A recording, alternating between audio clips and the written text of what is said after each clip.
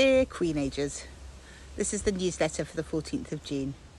And here I am, back from nearly a week of silence, yoga, meditation and deep immersion in the spectacularly beautiful countryside of Devon's Dart Estuary.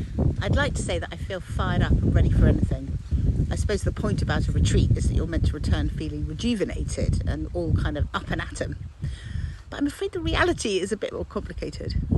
Coming back into the craziness of London, arriving home to find both my girls have returned unscheduled from uni, dealing with a week's worth of calls and correspondence, plus holding a noon circle for 35 ladies on Monday night, was, I think it's fair to say, quite a lot.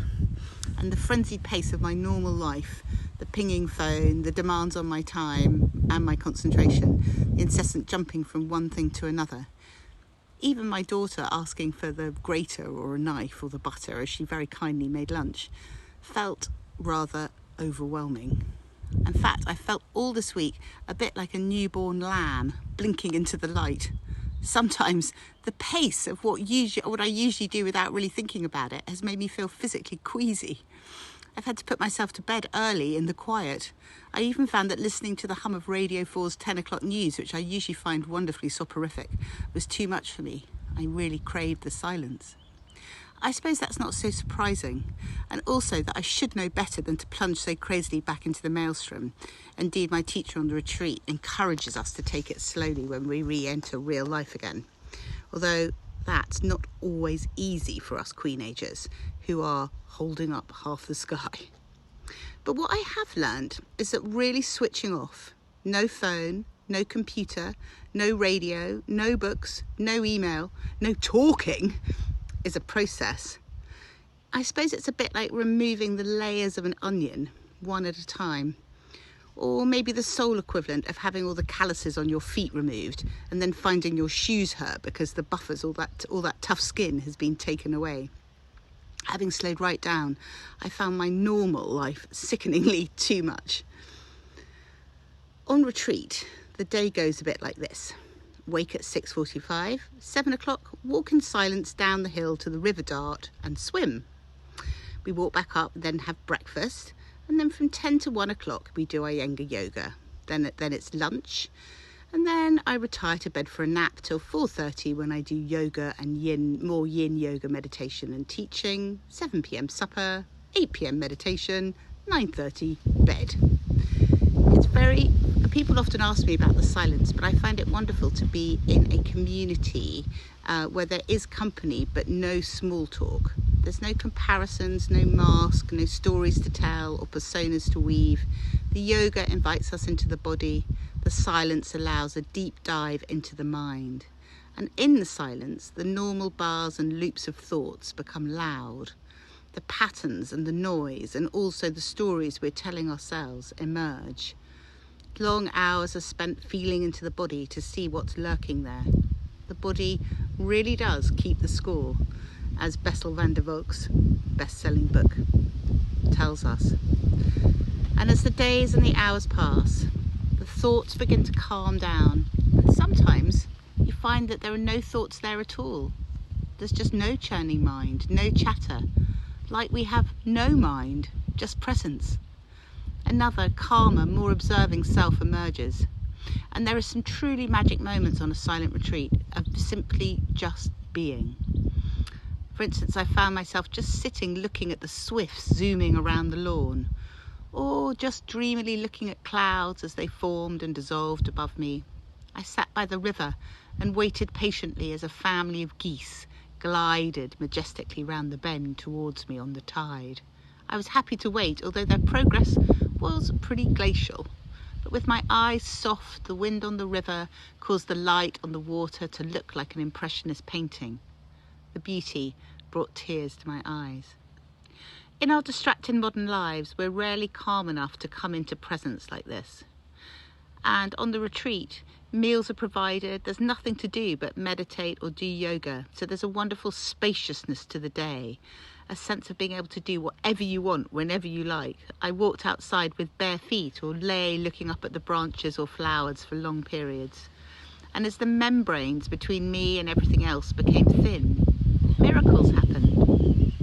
One morning while I was swimming, a seal appeared next to me and then circled around me, brushing my legs with its body, checking me out. A blessing, if a little freaky at the time. And another day, a rainbow straddled the valley, its end in the river below me. Buddhists talk about metta, the love which is warm and surrounds us always. That week, it was here. I found myself humming a song from my childhood. You know, the one about the rainbow. This is my promise to you, a rainbow overhead. In the silence, I find a lot of tunes, quite often hymns that I haven't thought about for years. I kept coming up with this one, for the beauty of the earth, for the beauty of the skies, for the love that from our birth over and around us lies. It's that kind of place. I felt held by the practice, the teachings, the valley and the history. Sharpham House, where the retreat is a trust donated by its former owners Maurice and Ruth Ash for silent retreats and mindfulness in perpetuity. You get a sense of all the other retreatants who've bathed in its calm and beauty before you. But I suppose the biggest learning from this week is there is nowhere to hide in 6 days of silence. Whatever is inside you will come out. In that respect, it's a bit like taking magic mushrooms, except in a way the entire retreat is the trip. And with normal distractions removed, emotions are cracked open, wounds must be felt, and the lies we tell ourselves must be faced. In the closing circle of the retreat, there was such warmth and support and love for the wounds women hold, for all we do, and for the pain that unites us. Yet there was also joy and laughter and a resolution to live with more heart, more courage, more softness, openness. This is my 4th silent retreat, and it's where you do the work. In the first few, I cried a lot. There was so much to process, so much to feel and to explore, particularly in the aftermath of my own midlife clusterfuck, when the person I had been, or certainly the persona I had inhabited for most of my adult life, seemed to have died. This time it was different. Deeper, more blissful at times, calmer, less tumultuous, but still profound. I came back with a promise to myself to make some changes. I don't think I'm always particularly good to my own container. And through the days we explored different elements. Earth and grounding on the first day, making our bones heavy, so we landed. Next, water, learning to feel the liquid inner body and how that element connects us all. And then, most interestingly for me actually, wood, how the engaged sides of our body, found through some pretty agonising yoga, hold us up and protect our inner sap, our inner fire, how the trunk protects the light of each of our own beings. And also that we are not alone, but like a tree in a forest surrounded by friends. And then the final day, all about air and fire. We had a ceremonial fire and we took our hearts out into the light and the fields to let them breathe. I did a lot of lying in my bed, looking out of my window at the wind blowing and branches and foliage of the mighty oak tree in front of me. And I love it. When I first did a silent retreat, my siblings were so incredulous because I talk all the time that they thought I would crack after 24 hours. But actually, I've changed. Now I crave that velvety silence and the peace. It's my annual week of taking stock, of recharging, of checking in with myself. I think I emerged calmer, maybe a bit wiser, definitely more rooted. And this time I felt happy with the life I'm living. But you also emerge curiously thin-skinned, as I began by saying. Removing our layers means that the chaos of the world and demands we usually take in numbed-out stride can become too much. That was important to realise. It gives me perspective. It reminds me to prioritise nurturing my own energy and to build space for calm into my normal life. I'm writing about this because this insight isn't just important for me, but for all of us.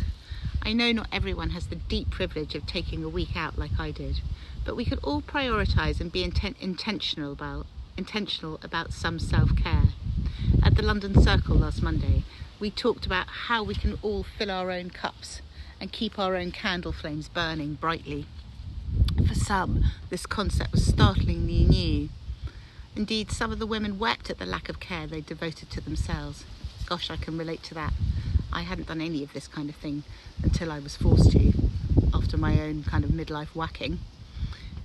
But others were way further along the path. They had such sophisticated levels of self-care that I felt like a novice, even having spent a week in the silence. I expected to be rather smug. But one woman told us she does monthly blood tests to check her levels, has a Monday and Friday joy event in her diary, and meditates several times a day. Another likes to go to the Arctic to experience real silence. Wow. Lots of the women, like me, swear by swimming in cold water. Others love a run or a walk or sitting in the garden listening to birds. Recommendation from the circle: use the Merlin app to identify what you're hearing. There was a lot of chat about yoga, but also about things like wood massage, which apparently involves being rolled with a rolling pin or a brick to stretch out the fascia, which I have to say sounds pretty agonising. But what became clear is how important nature is in our replenishment, and how all of us have our own recipes for what makes us feel better or have something to give back. And also how crucial it is. At the circle, I read this poem by Tara Moore, an American author, which I think sums up rather beautifully why we all need to do this. Do read it and email me about what you do to replenish yourself, eleanor@noon.org.uk. And why not come to our Raising retreat in the autumn, or our Warwick mini retreat, which is only 25 quid on the 5th of July. It's really heavenly. So this poem's called The Quiet Power by Tara Moore. I walked backwards against time, and that's where I caught the moon singing at me. I steeped downwards into my seat, and that's where I caught freedom waiting for me like a lilac. I ended thought and I ended story. I stopped designing and arguing and sculpting a happy life. And I didn't die. I didn't turn to dust. Instead, I chopped vegetables and made a calm lake in me where the water was clear and sourced and still. And when the ones I loved came to it, I had something to give them. And it offered them a soft road out of pain. I became beloved, and I came to know that this was it. The quiet power. I could give something mighty, lasting, that stopped the wheel of chaos by tending to the river inside, keeping the water rich and deep, keeping a bench for you to visit. Have a lovely weekend. When you read this, I'll be at Raising Well Read Festival, interviewing Prue Leith, and an incredible eco-feminist activist, about which I'll tell you more next week. But lots of love and silence from me. Here I am at Raising. We just arrived. Have a lovely weekend wherever you are.